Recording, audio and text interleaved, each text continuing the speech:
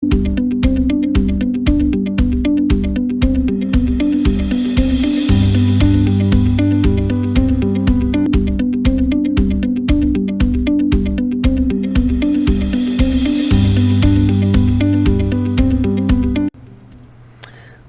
back to another edition of going through comments here. My latest Lego vlog number 30 here from Pop's Block Shop. Got some comments, so that is what we are going to go through. Surprisingly, no one talked about Snake fighting a dog or the ants caring for their unborn, but that's alright. I did do this as a premiere, and yeah, Trick or Brick there, he said he doesn't do snakes, so he yeah, so some people did comment on that. I don't see the live chat here. I don't know how you get back to that, but anyway, we'll get into it. Here we go. From Mark, this is a pretty long one here. Love the vlog. As a fellow BrickLink store owner, I appreciate the amount of work it takes to run as well as a very large eBay shop. A couple of questions. Do you sleep? Yes, I sleep about 6 to 7 hours a day, roughly. A night, you know, weekends a little bit more sometimes, so it seems like enough. And I'm going to explain it more in my schedule. So I'll go through this a little bit more. Yeah, does your wife know what you look like? Definitely. We hang out quite a bit, so nice to see follow-ups on what happens when a BrickLink seller sends you the wrong items. Definitely. There's all kinds of different ways, things that could happen, for sure. It looks like you have some nice contacts in getting sets to part out, for example, the book promos and poly bags. Very jealous of that. And those are things that I just kind of stumbled into. I'm not afraid to ask someone, do you have more quantity? If you're buying some from somebody, or can you get more quantity? You know, I'm guessing that these are they're getting it at the vendor pricing, then they're marking up like 50 cents an item or so, because I'm buying such a quantity that they're making a few $100. And I'm making, you know, getting a good deal. So, do you have a good relationship with your local Lego store?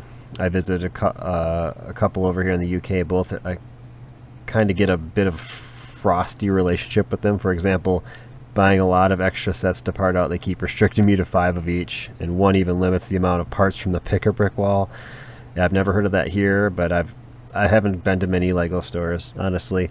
I did at the Mall of America buy like 18 or 15 cups one day and then 3 the next day, so they didn't have any issue. But because I live farther away, the Mall of America is about over 4 hours, and then Milwaukee's just under 3 hours.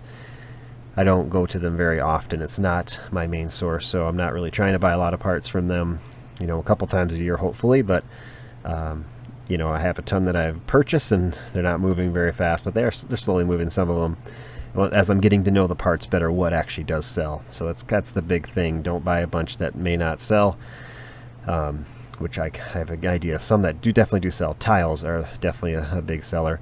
And then what do you think of the minifigure series sets from Lego? The Fairground sets looks like a good one. So I said here that looks nice, but the price is too much to consider parting out, in my opinion.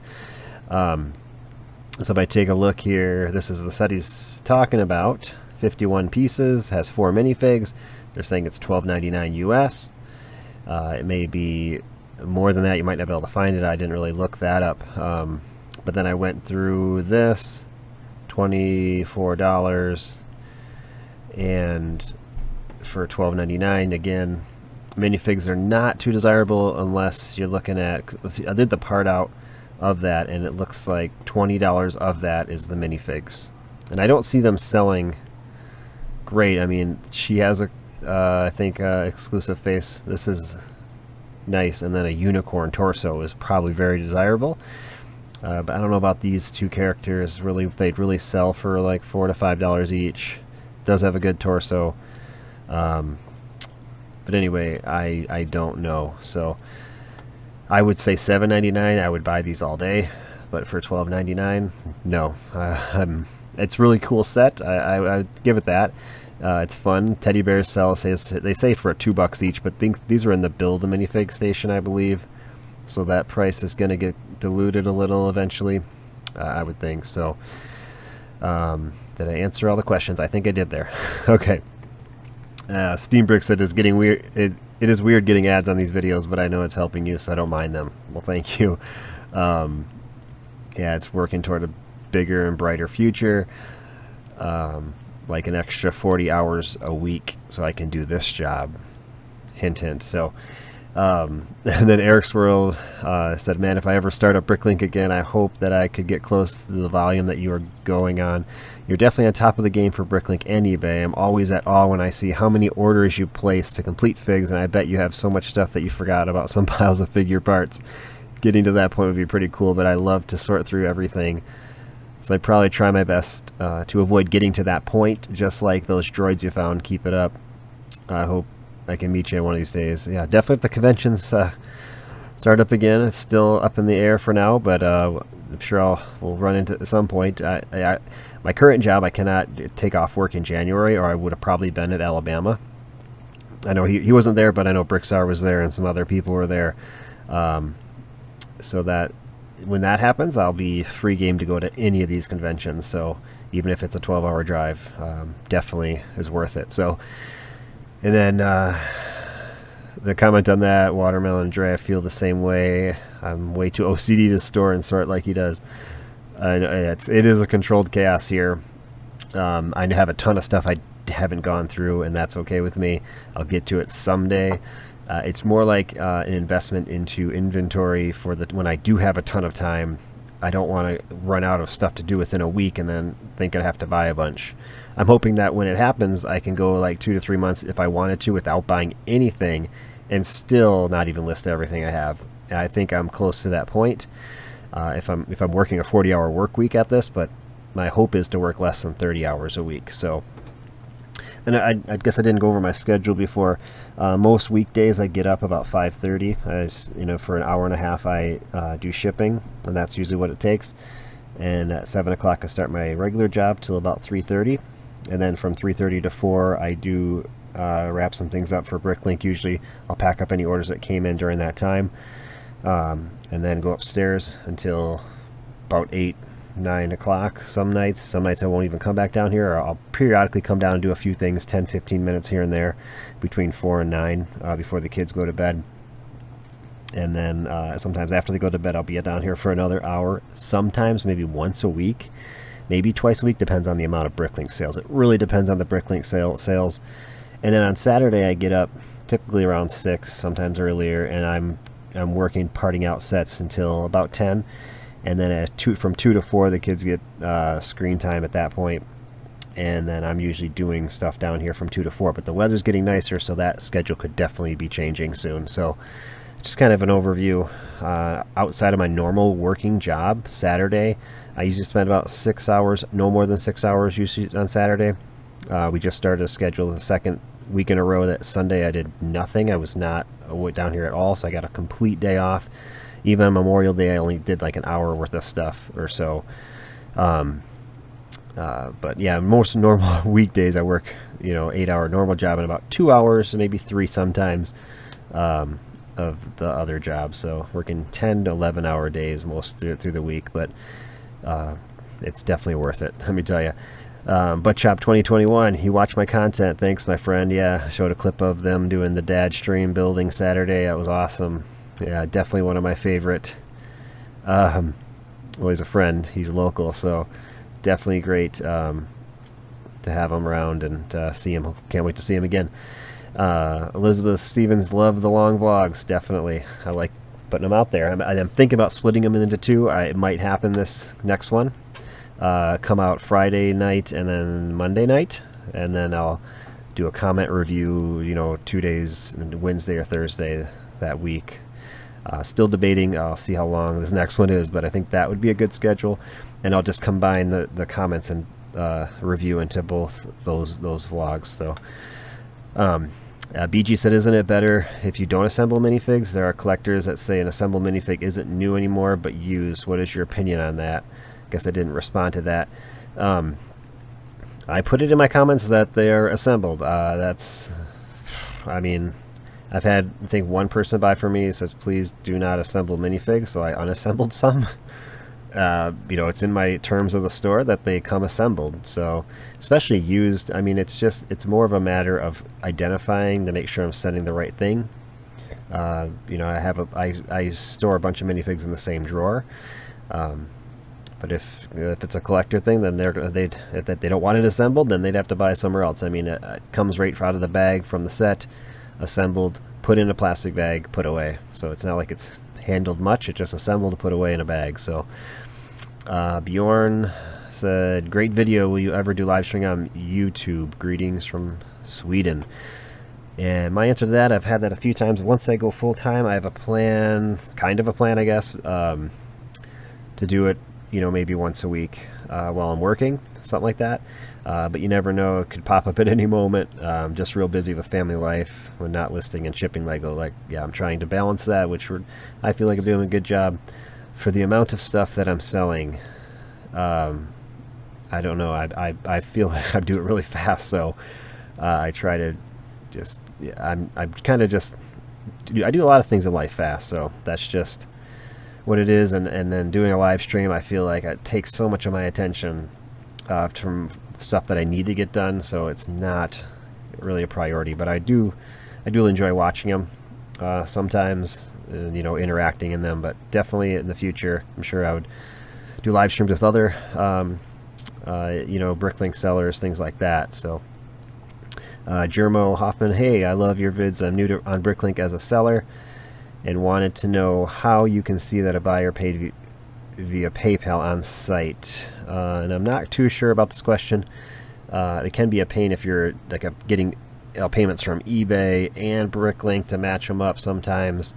But if you're accepting, but you should just match the name, is what I said, because it depends. If you're just selling on BrickLink, you're getting a payment through PayPal, you see it or you don't see it. Is kind of how I explain that. Bricks Per Brains today said, how do you search stores for your wanted list? Do you use the Buy It Now feature to search for everything and pick just a few stores? Seems like when I do that, I get stores with lots of parts but very high prices.